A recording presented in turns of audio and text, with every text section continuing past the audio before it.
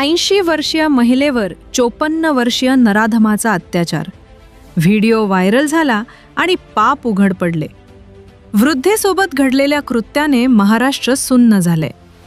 छत्रपती संभाजीनगर जिल्ह्यातील सोयगाव तालुका येथे माणुसकीला काळिमा फासणारी धक्कादायक घटना उघडकीस आली आहे.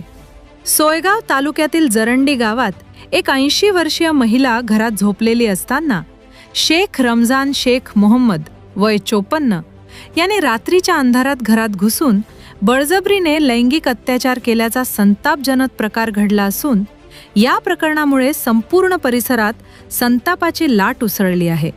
मिळालेल्या माहितीनुसार गावातील एकट्याच राहणाऱ्या वृद्ध महिलेला लक्ष्य करत आरोपीने तिच्यावर अत्याचार केल्याचा आरोप आहे. या घटनेचा एक व्हिडिओ सोशल मीडियावर व्हायरल झाल्यानंतर हा प्रकार उघडकीस आला. काही वेळातच ही माहिती गावात पसरताच नागरिकांमध्ये प्रचंड संताप निर्माण झाला. संतप्त गावकऱ्यांनी आरोपीचा शोध घेऊन त्याला पकडले आणि त्याला मारहाण केल्याची माहिती मिळाली आहे. अशा प्रकारचा गुन्हा करणाऱ्याला समाजात राहण्याचा अधिकार नाही, अशी तीव्र भावना व्यक्त करत जमावाने त्याच्यावर संताप व्यक्त केला. परिस्थिती नियंत्रणाबाहेर जाऊ नये म्हणून स्थानिकांनी आरोपीला पुढे सोयगाव पोलिसांच्या ताब्यात दिले. पोलिसांनी या प्रकरणाची गंभीर दखल घेत भारतीय दंड संहितेच्या संबंधित कलमान्वये गुन्हा दाखल केला असून आरोपीला अटक करण्यात आली आहे. दरम्यान पोलिसांसमोर आणखी एक महत्त्वाचा मुद्दा आला आहे.